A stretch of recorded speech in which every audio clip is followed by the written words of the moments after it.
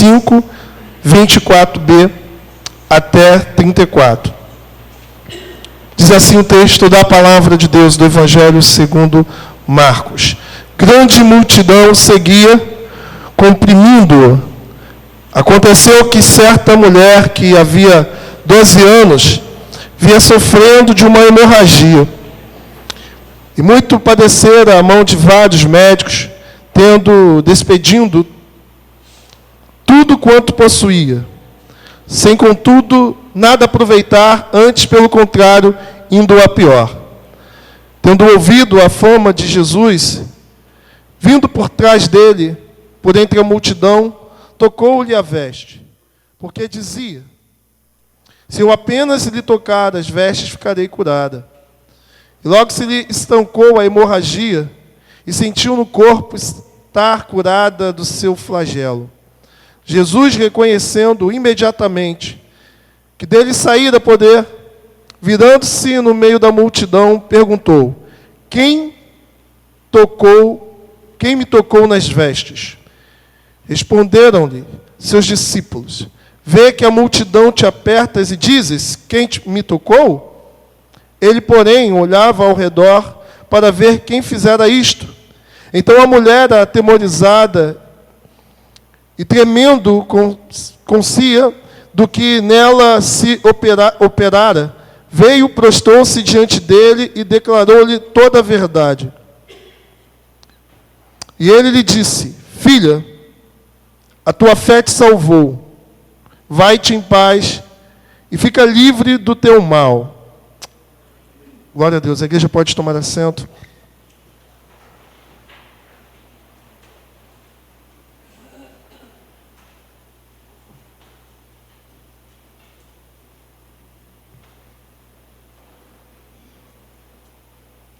Queridos, o Evangelho de Marcos é considerado pelos especialistas como sendo o primeiro evangelho a ser escrito. Embora nós temos ali Mateus, Marcos, Lucas e João, na ordem que nós temos na nossa Bíblia, é quase que de comum acordo entre os especialistas que Marcos é o primeiro evangelho a ser escrito.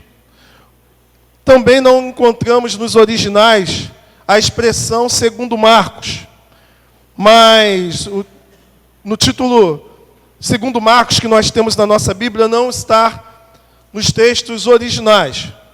Mas grandes homens, estudiosos e chamados de pais da igreja, pessoas que viveram bem próximo da era apostólica, como, por exemplo, Papias, que viveu no ano 140, Justino Marte, que viveu no ano 150, Irineu, que viveu no ano 180, e Clemente de Alexandria, que viveu no ano de 195 depois de Cristo. Eles afirmam que Marcos é o autor do livro. Ele escreveu possivelmente, ele não era apóstolo, ele escreveu possivelmente o Evangelho através dos ensinos da pregação de Pedro em Roma. O texto é um texto bastante...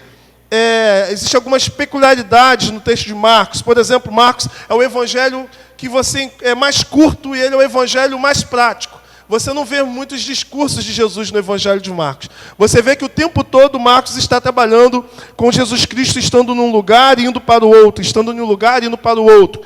É um texto escrito para os romanos. O destinatário são os romanos, de acordo, por exemplo, com um dos pais da igreja chamado Gregório de Nazianzo. Ele diz que Marcos escreveu o seu Evangelho para os italianos. O Jerônimo, que é um grande pai da igreja, tradutor da Bíblia do hebraico para o latim, chamada de Vulgata, ele também disse que Marcos escreveu a pedido dos irmãos de Roma. Então você vai encontrar, por exemplo, se você tiver acesso a uma Bíblia assim no texto grego, você encontra sempre delimitando o texto, iniciando um texto em conexão com o texto anterior, a expressão kai, que em grego é uma conjunção que vai mostrando o estilo muito vivo de Marcos de narrar. Jesus estava aqui, foi para ali, estava ali, foi para cá, porque a intenção do evangelista é mostrar Jesus Cristo como alguém que está o tempo todo fazendo, operando, ensinando, curando.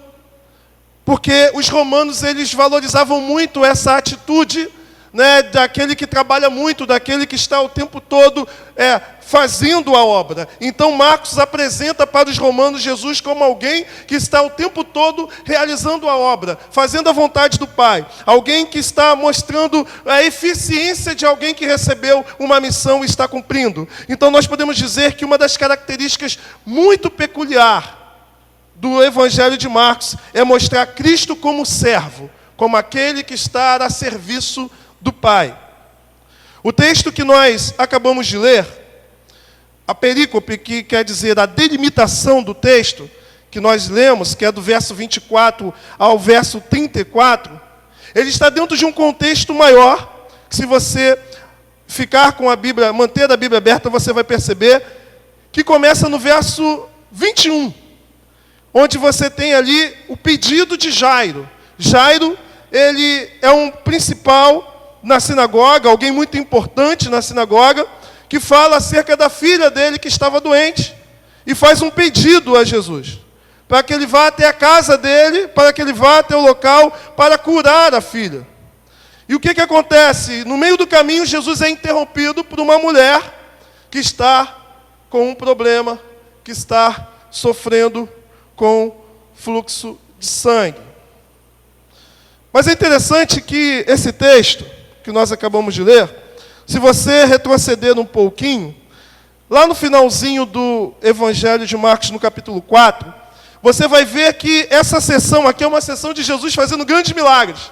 Por exemplo, do verso 35 a 41 do capítulo 4, você vai encontrar Jesus fazendo o quê? Acalmando a tempestade, mostrando que Cristo tem poder sobre a natureza. No verso 1 ao verso 14 do capítulo 5, você vê Jesus Cristo curando o endemoniado, operando grandes sinais e maravilhas. Então Jesus mostra domínio sobre a natureza, agora Jesus está mostrando domínio sobre seres espirituais demoníacos, e agora nós encontramos Jesus Cristo realizando uma cura, ou indo para realizar uma cura da filha de Jairo. E nós sabemos, pela leitura completa do texto, que chegou a notícia de que a filha de Jairo faleceu, e Jesus Cristo então realiza um milagre maior ainda. Ao invés de curá-la, ele a ressuscita. Agora note que algumas coisas bem interessantes, tem um comentarista bíblico chamado Wisber, que ele vai mostrar aqui algumas comparações do pedido de Jairo e desta mulher enferma que entra no meio da história e acaba até mesmo tendo o seu milagre sendo atendido primeiro do que o daquele que havia feito, que foi o Jairo, antes dela. Olha aqui algumas coisas interessantes. Quantos anos tinha a filha de Jairo? 12 anos. E quanto tempo aquela mulher estava sofrendo? Há 12 anos. 12 anos que aquela menina era a alegria do seu pai, e 12 anos que esta mulher está em pleno sofrimento. Essa mulher sofria de hemorragia de sangue. Ora, sofrer de hemorragia, naquele contexto, irmãos, era algo extremamente complicado. Possivelmente uma corrente, um fluxo sanguíneo de menstruação constante, que levava ela a ter perdas de força. Essa seria a visão de muitos comentaristas, estudiosos. Essa mulher era uma mulher simples. Alguém que desperdiçou aquilo que tinha, tentando a sua cura, e não havia conseguido. Então o texto fala que ela perdeu tudo o que tinha com os médicos. Não que o texto seja depreciativo com a função dos médicos, pelo contrário, né? Foi Deus que deu o dom para que o homem possa desenvolver. O próprio evangelista Lucas, por exemplo, ele era médico. Mas a questão é que aquilo que ela colocou como esperança de encontrar solução para o seu problema, não conseguiu resolver. Então essa mulher, ela era alguém que não tinha nada, e Jairo, por ser um principal na sinagoga, possivelmente era alguém que tinha prestígio social. Então, a mulher, ela sofre de 12 anos, a filha de Jairo tem 12 anos. Jairo é alguém importante na sociedade, tem muitas posses, possivelmente, por ser o principal da sinagoga. Essa mulher é alguém que o texto nem dá o nome, nós não sabemos qual é o nome dela, e não possui nada, porque a sua enfermidade, ela acabou levando todos os recursos que ela tinha. Mas nós encontramos uma coisa bem interessante, que ambos encontraram em Jesus a resposta para os seus problemas. Tanto aquela mulher anônima que sofria 12 anos e que não tinha nada, quanto Jairo, que era uma pessoa importante, que há 12 anos tinha a alegria da companhia da filha, e que era uma pessoa com projeção social, ambos foram aos pés de Jesus, e ambos encontraram respostas para os seus problemas. Qual é o tema da nossa reflexão de hoje? Indivíduo, multidão e Cristo. Então esse texto pode ser dividido em 3 grupos de pessoas que nós encontramos aqui nessa cena. O primeiro, indivíduo. O segundo, a multidão. E o terceiro, a pessoa de Cristo. O que o primeiro tem a nos ensinar? Que é o indivíduo. É o que está no verso 25. Aconteceu que certa mulher que havia 12 anos vinha sofrendo de uma hemorragia. Então o texto aqui foca no problema da mulher, que já foi comentado. Fluxo sanguíneo, uma constante, possivelmente, perda de sangue, pode ser na questão da menstruação. Esse tipo de problema, no contexto que nós estamos lendo aqui, trazia para aquela mulher sérias situações complicadíssimas. No livro de Levítico, capítulo 15, verso 19, uma mulher que está tendo perda de sangue, ela é vista como uma mulher impura. Ela não pode ter vida social. Ela não pode ter vida conjugal. Ela não pode frequentar ambientes sociais. Ela não pode também frequentar cultos. Portanto, é uma mulher que sofria biologicamente. Ela tinha uma enfermidade. É uma mulher que sofria em decorrência do problema biológico. Ela tinha sofrimento social. Socialmente essa mulher sofria, porque ela vivia uma exclusão. Era uma mulher também que tinha problemas o quê? Emocionais. Porque uma pessoa que está doente, que não pode ter convívio social, impossível essa pessoa estar saudável mentalmente. E era uma mulher também que tinha problemas o quê? Espiritual. Uma vez que ela não podia congregar, ela não podia estar em comunhão, ela estava com problemas em relação à sua fé. É interessante que a Bíblia, muitas das vezes, usa o sangue como vida. A gente pode falar com muita propriedade que Jesus Cristo derramou a sua vida, quanto literalmente ele derramou o seu sangue. Essa mulher sofria 12 anos, por 12 anos ela tinha fluxo sanguíneo, ela tinha perda de vida, ela tinha forças sendo exauridas. Paulatinamente, aquela mulher estava perdendo a sua vida. Quantos de nós conhecemos pessoas, ou quantos de nós nos enquadramos em situações como desta mulher aqui, em que vê a sua vida como água na palma da mão, escorrendo pelos dedos? Quantos de nós não temos tido perdas da nossa existencialidade e temos perdido a nossa vida? Quantos de nós temos sofrido paulatinamente a morte do nosso ser? Quantos de nós não estamos sofrendo, seja 12 anos, e aqui eu uso os 12 anos como um número simbólico para o tempo do teu sofrimento? Quantos de nós não temos sofrido hemorragias existenciais ao longo da nossa vida?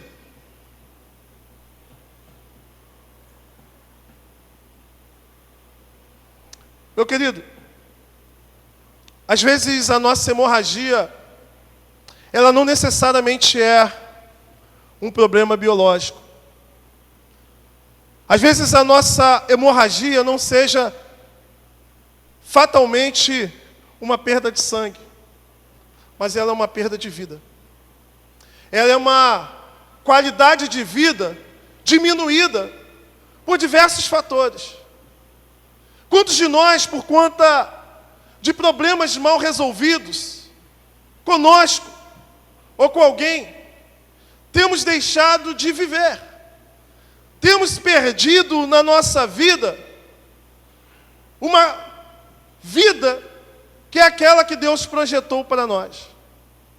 Às vezes pela dificuldade que nós temos de nos aceitarmos, de lidar com a gente mesmo.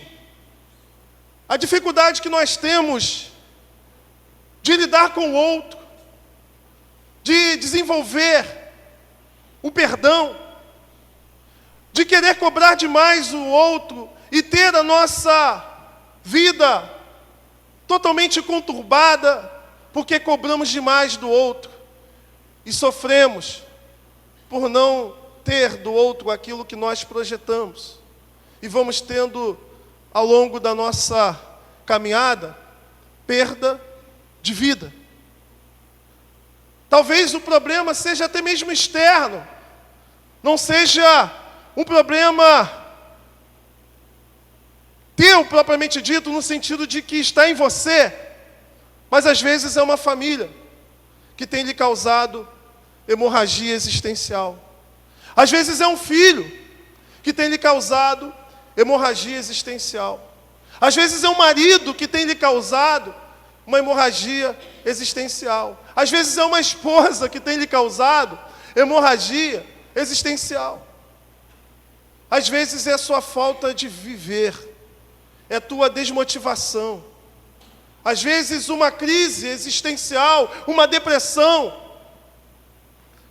Às vezes simplesmente as frustrações que elas acabam se amontoando, as cobranças que nós lançamos sobre nós mesmos, de que temos que ter, de que temos que conquistar, de que temos que ser vencedores, de que temos que ser vitoriosos, e não vamos conseguindo, e não vamos conquistando, e vamos nos frustrando, até chegar a um ponto que ficamos desmotivados, não queremos mais tentar, não queremos mais fazer as coisas, não queremos mais viver, e simplesmente existimos, comemos, bebemos, dormimos, nos relacionamos, mas não temos mais ânimo, não temos mais garra, não conseguimos mais cantar, viver sem ter a vergonha de ser feliz. Porque a gente vai empurrando a vida. Principalmente aqueles que carregam, às vezes, problemas que vêm desde a sua juventude, de acúmulos de decepções. Muitos jovens, por conta de frustrações, acabam, em um determinado momento, entrando numa depressão. E às vezes a gente acha que depressão, irmãos, é você simplesmente ficar trancado e não querer fazer mais nada. Mas existem sintomas de depressão que é exatamente o inverso. Você quer ficar fazendo tudo. Você quer dançar, você quer ficar o tempo todo em movimento. Porque a depressão, ela causa distúrbio comportamental. Tanto para você não querer fazer nada, quanto para você querer ficar em pleno movimento, rindo, sorrindo, como se estivesse tudo muito bem. Tanto para você não ter fome, não ter vontade de comer, quanto para você comer demais. Simplesmente são indicadores de que há alguma coisa errada.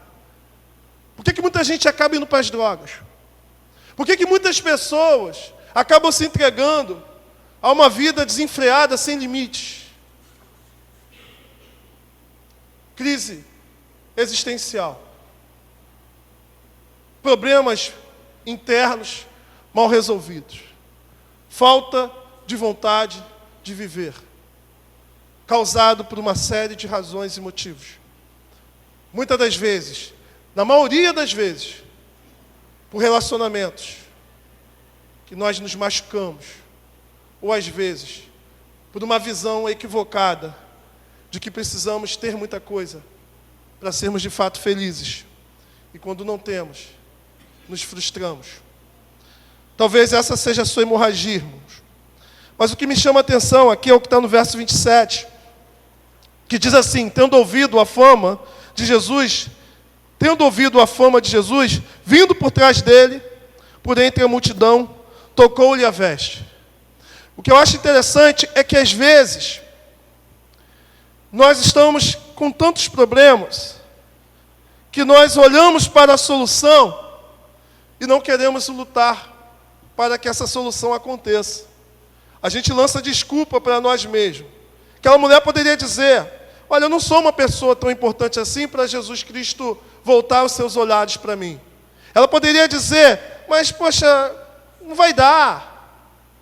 Eu tenho debilidade, eu não posso me manifestar publicamente, porque eu sou uma pessoa que está considerada socialmente, cerimonialmente impura. Às vezes, irmãos, a gente está com um problema e a gente sabe que existe um caminho, mas a gente prefere continuar da maneira que nós estamos, acomodados, e lançamos justificativas para não lutarmos a fim de mudar o quadro. Existe uma pequena história que é contada na filosofia que exemplifica essa questão da acomodação. A raposa que quer pegar uvas, e ela fica tentando pegar as uvas, mas está alta, ela não consegue, e depois de tentar algumas vezes e não conseguir, ela diz: afinal, elas não são tão bonitas assim. Às vezes a gente desiste, irmãos. E para justificar o nosso fracasso, nós criamos uma série de desculpas para não fazer como essa mulher, que teve que se levantar, se expor e vencer uma barreira para conseguir ter aquilo que ela desejou no seu coração. A segunda coisa que esse texto nos mostra é a multidão, que está logo no início. Grande multidão seguia, comprimindo-o. A multidão esbarra em Cristo. A multidão é uma barreira para se chegar a Cristo. A multidão é insensível. A multidão não tem personalidade. Não é reflexiva. Multidão, irmãos, geralmente não tem individualidade. Multidão, geralmente, você pega uma pessoa, principalmente adolescente. Eu, como professor, tenho várias dessas experiências. Uma coisa é o adolescente sozinho. Outra coisa é o adolescente com a multidão. Quando ele está na multidão, ele é forte e enfrenta tudo. Mas sozinho é um medroso. Quando está com a multidão, ele parece que é outra pessoa. Ele toma força. Ele é incrível. Ele é poderoso. Faz e acontece. Vejo os alunos, às vezes, até xingam o inspetor. Mas sozinho, não faz. A multidão, aqui no texto, está com Jesus, acotovelando, tocando, esbarrando. Sem perceber de uma forma individual, sem perceber de uma forma singular, a presença de Jesus. É um grupo, conversando, falando, tocando. Muitas das vezes, a multidão queria impedir as pessoas de chegarem até Jesus. Os discípulos faziam parte da multidão. E várias vezes ele queria barrar as crianças de estarem com Jesus. Eles queriam barrar a pessoa que estava lá gritando: filho de Davi, tem misericórdia de mim, perguntando se era para mandar calar a boca. A multidão, muitas das vezes, age de momento, age de pressão, não pensa, não reflete. A multidão, muitas das vezes, é barreira para aqueles que querem ter um contato mais pessoal. A multidão, muitas das vezes, te desmotiva, te desincentiva. Diz que você não vai conseguir. Não adianta. A multidão não tem percepção. Multidão não tem personalidade. É apenas multidão. Nós estamos aqui como uma multidão, irmãos. Nós estamos aqui com diversas pessoas. Mas existe aqui algo que a gente precisa sempre refletir. A coletividade, ela é convidativa para a perda de individualidade. Você, num coletivo, você se dilui e perde a sua personalidade, a tua individualidade. E o convite é que você, quando entra aqui, embora o culto seja congregacional, seja uma assembleia, seja uma multidão, entenda que quando Jesus olha, Ele não vê multidão, Ele vê indivíduos, Ele vê pessoas. Multidão não tem nome, não tem individualidade, não tem característica própria. Deus não se relaciona com multidão. Isso nos faz entender que muitas das vezes nós nos escondemos na multidão. Nos diluímos na multidão. E vamos para o terceiro e último ponto, que é a figura de Jesus, que está no verso 30. Jesus, reconhecendo imediatamente que dele saíra poder, virando-se no meio da multidão, perguntou: quem tocou as minhas vestes? Quem me tocou nas vestes? Porque várias pessoas tinham tocado. Eu gosto de um pastor pregando, dizendo que um seminarista, não sei se é a região dele, onde que ele mora, é no Nordeste ou Norte.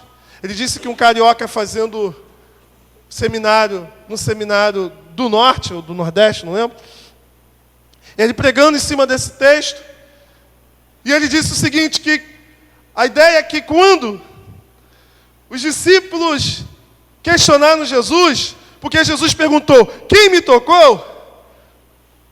Eles disseram assim: qual é, Jesus? Está me tirando? E é claro que o professor do seminário deu uma bronca nele pela linguagem. Mas é mais ou menos isso. Imagina Japeri, 7 horas da manhã. E Jesus dentro dele pergunta: quem me tocou? É piada. Parece que Jesus está assim, tirando realmente com os discípulos. Porque a multidão, irmãos, é um empurra-empurra, é um toca-toca ali, acotovelando, multidão acotovela, multidão toca, multidão está ali.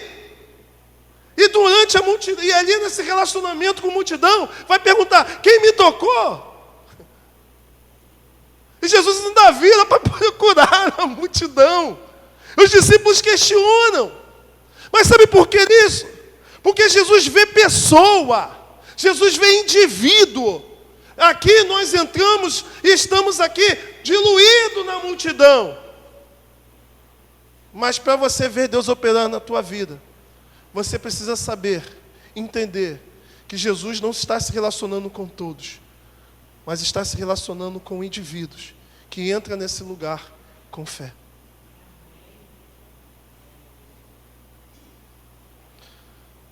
Lá em Apocalipse, ele é aquele que passeia no meio do candeeiro.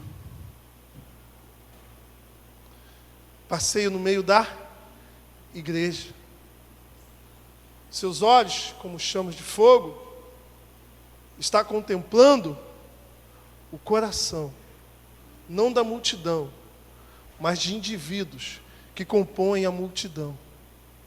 É por isso que quando nós entramos num lugar como esse, pessoas entram e saem da mesma maneira que entraram, elas saem.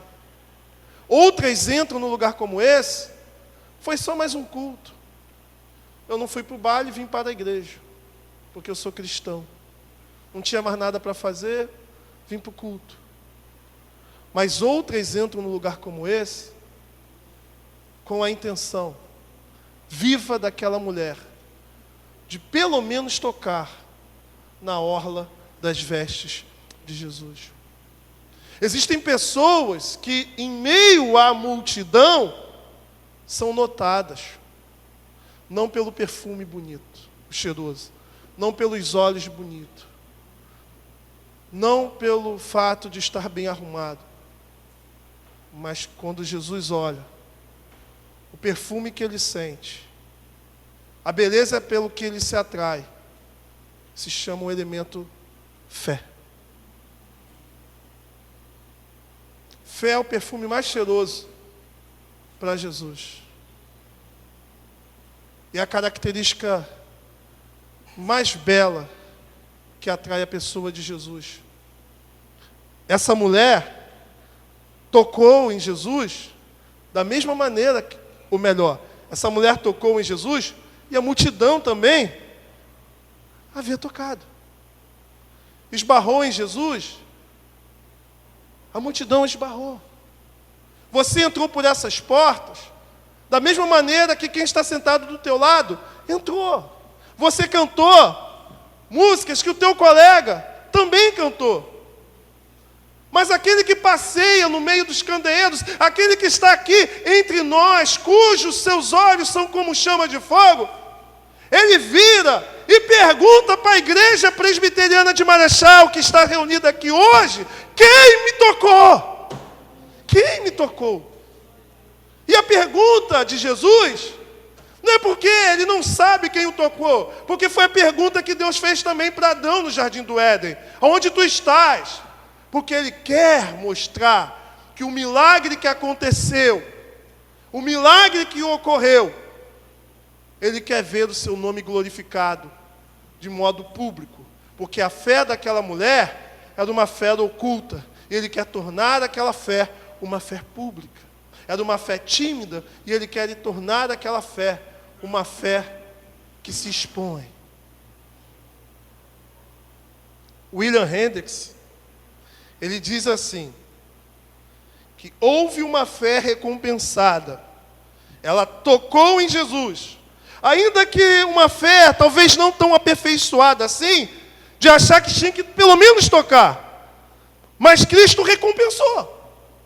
Agora, é uma fé revelada. Porque ela foi curada, mas Jesus não queria que aquela cura ficasse no oculto, porque ela poderia simplesmente tocar, ser curada, e ninguém ia ficar sabendo de nada. Mas ele fez questão de virar para trás e expor a glória daquilo que havia acontecido. Como aqueles 10 leprosos, apenas quantos que voltou? Quantos que voltaram para poder agradecer? Mas não foram 10 curados? Isso mostra que Deus quer operar, que Deus quer realizar, que Deus quer curar. Mas Ele quer que você também dê testemunho, porque é para a glória dEle. Ele quer que você o exalte diante das maravilhas que Ele realiza. E é interessante, irmãos, que o que está no verso 34 do texto. E ele lhe disse, filha, possivelmente Jesus era mais novo que aquela mulher, mas ele a chama de filha. Filha, a tua fé te salvou. Vai-te em paz. Ainda que ele tenha falado em aramaico, que era a língua usual, a ideia aqui é a língua hebraica, shalom, ou seja, bem-estar físico e espiritual. Ou seja, a tua fé te salvou, shalom, bem-estar fisicamente e espiritualmente.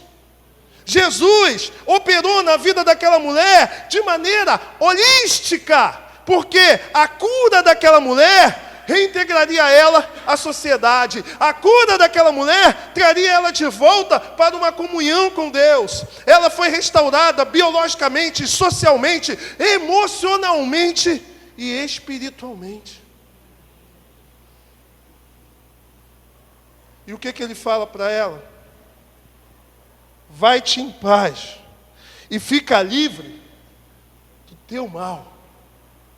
Do teu mal. Um milagre que Jesus ia realizar, ela chega depois e é atendida primeiro. Irmãos,